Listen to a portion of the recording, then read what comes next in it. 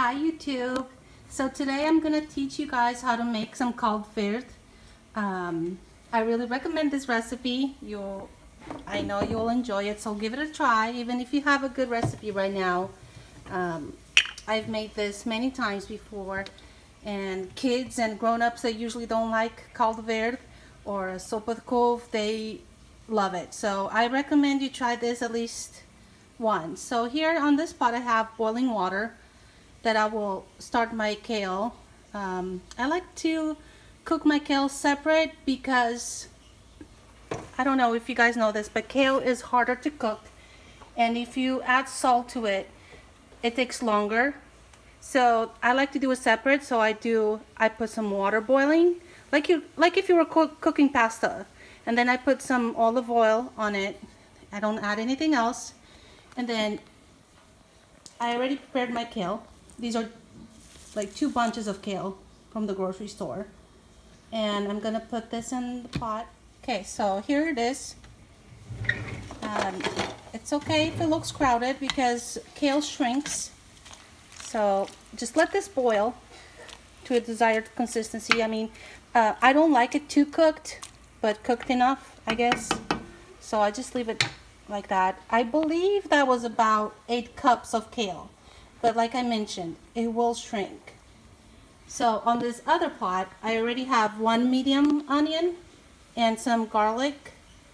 I think 3 garlic cloves, and then I minced it, but it doesn't really matter. You can make it, I don't have to make it super small because then you're going to use the emergence blender to puree this. So it doesn't matter how you do it as long as you have your onion and your garlic. And then I added about 2 tablespoons of butter. I'm going to turn it on, let that melt.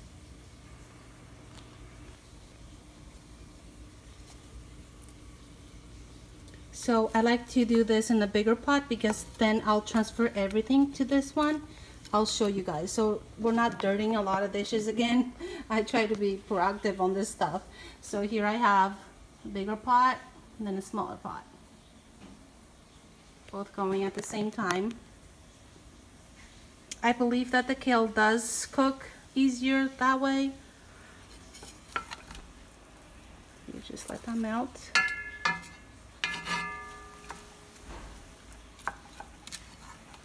The butter gives it a really nice flavor, so I'm actually going to add another tablespoon, so 3 tablespoons.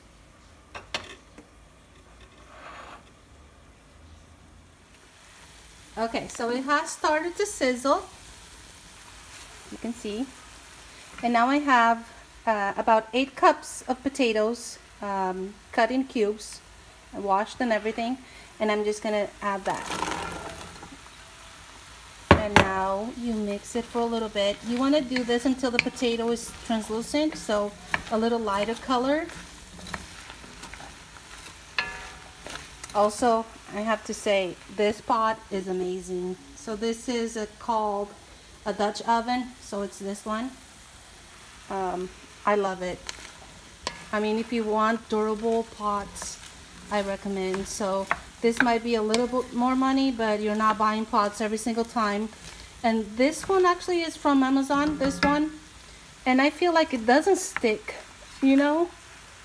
I mean, when you buy pots that are not that much money, they usually tend to stick really easily. And I mean, to me, that just doesn't make much sense, you know?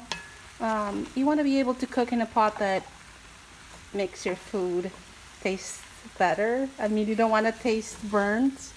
So I really like this. I recommend it. I can put a link on the video of this pot too.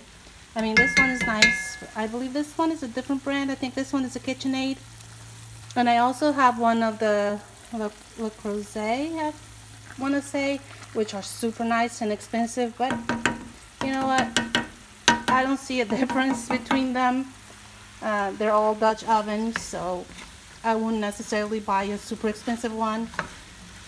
This one works amazing. Like you can see, I can see the bottom of my pot.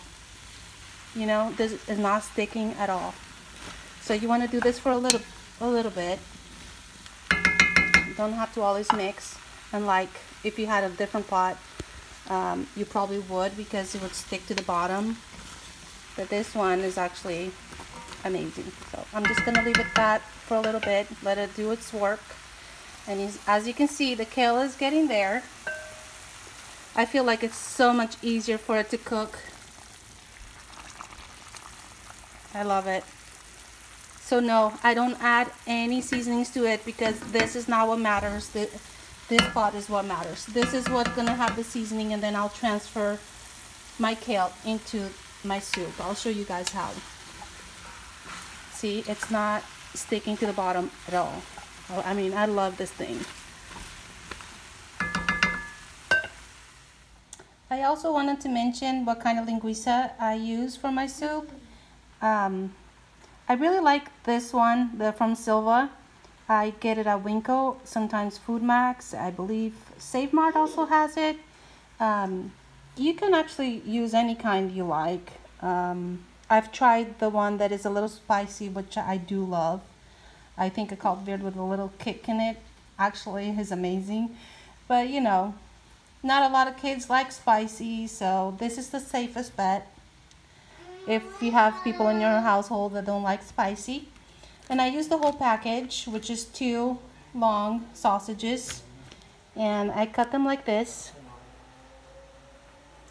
I will also show you my potatoes, which are getting there. You can see they're changing in color. And look, nothing is getting stuck to the bottom. It's beautiful. A little color there, but it's not burning the potatoes at all. So I love it. So I'm gonna add water, just enough to cover it. I'll show you guys.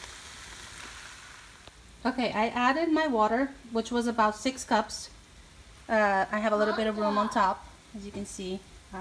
Enough for it to cook, and like that. But let that boil. And here's the kale. I can already tell that it's almost done. Again, I don't like my kale too done.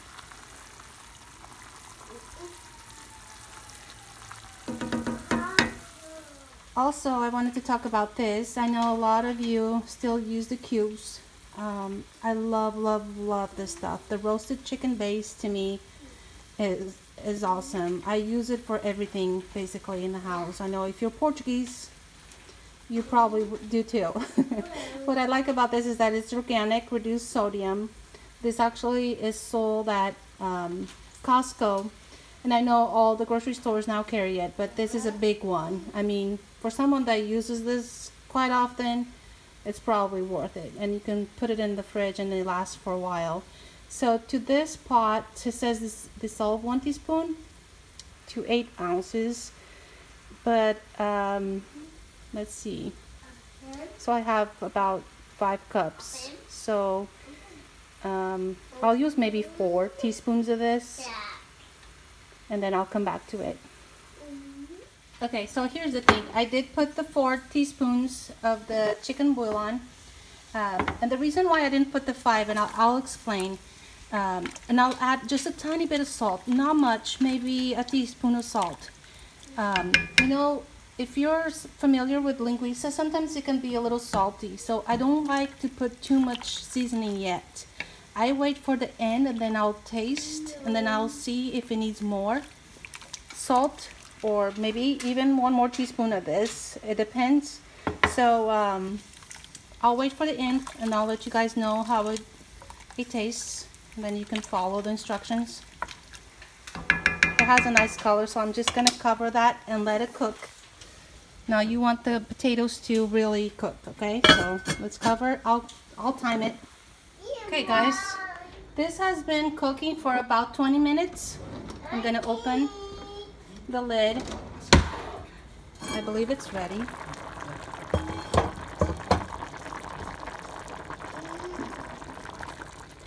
Yeah, the potatoes are soft. So I'm gonna get ready to puree this, and I'll show you how I do it. You wanna be safe always. So I recommend no little kids around you when you're doing this. Okay, so now I use my immersion blender because I don't want to be transferring this to a different container and then use that, what's it called, that stand mixer blender thing. I just don't think it's practical. Like, you're better off by just doing this. Just be careful, always keep it inside straight, and just slowly do it. I mean, it's gonna get noisy, so maybe not so noisy. So you really want to make sure all the potatoes are nicely blended like a puree.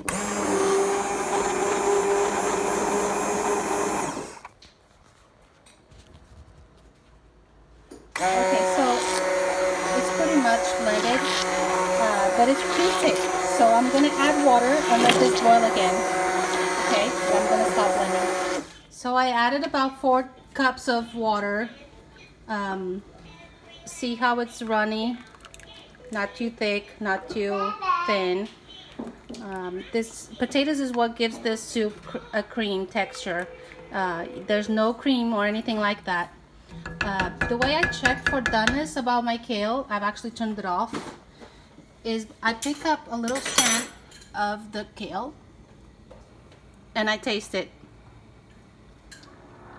And I like it a little, not too cooked, but not too raw either. I mean, it has to be cooked, but not like super cooked where it's kind of turning into a different color. You know what I mean? I still like it a little green. So that's done. I turned off the stove, but this still has to boil. I'm letting this boil.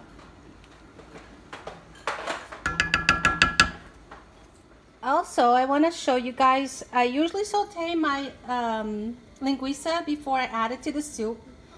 The reason for that is because it brings out the little juices of the linguiça. So I'll just saute it for a little bit till they're a little light brown. And then I'll use all of it, even the juices that stay in the pot or the pan. I'll just transfer the whole thing into the soup. But I feel like this brings out the juices of the linguiça instead of just basically cooking it in the soup, if that makes any sense. I think it tastes so much better. So I recommend this step. If you haven't tried it before, just give it a try. You'll love it. So let that brown. You guys see how the juices are all coming out of that linguiça. I love it. So this is basically done. I just wanted to bring that flavor out of the linguiça. You don't want to keep it all in because then it makes no sense. This is Caldo Verde. It should have that nice, a little bit of the spicy flavor with the linguiça. I love it. This might be the best soup ever. For my friends that are in Portuguese, I recommend you try this. This soup is traditional of Portugal. It's really nice now for the winter time. And if you use the spicy linguiça, it will warm you right up. I think you should try it. Give it a try. You'll love it. I'm always open to new soup recipes. I love soup, especially now in the winter. But I'll tell you, I'll eat it in the summer too because I really like soup. And this is actually this is my husband's favorite soup, so this actually works out very well in our family. So I'm going to transfer the kale into my potato mixture, and I use tongs. I put the pots really close together so I don't make too much of a mess. And I pick it up and I drop it in. I remember being a kid and loving eating this soup because eating the kale actually was almost like eating spaghetti. So much fun. I mean, I get it, it's not spaghetti, but it's actually, you know, kale has a reputation of being super sour, but in this soup it works. I mean, it's amazing. So I recommend you try, give it to your kids, see if they'll try it at least. I feel like if they do try, they'll love it. Gabriella actually loves kale. She ate a little while ago raw.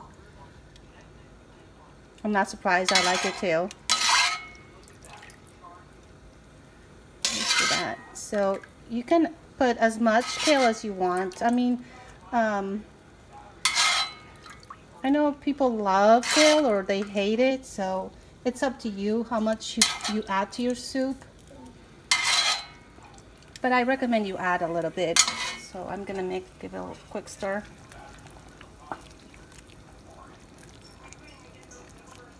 Oh, that looks good. I feel like I don't have too much or not enough, if that makes sense.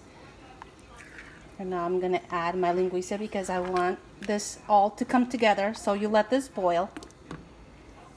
And just put that in there. You see those juices? This is what you want. See that? You want that flavor to get on the soup.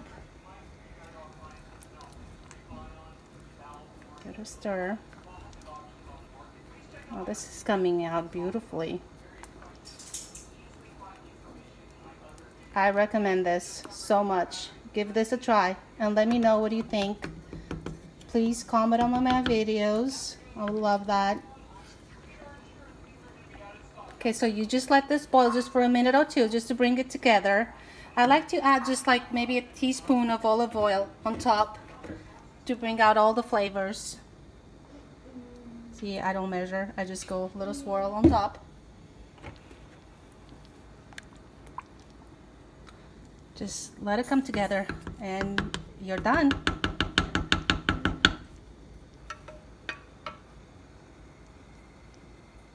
And there you have it, a beautiful bowl of Caldo Verde. I recommend. Perfect amount of kale to soup and linguiça. Enjoy!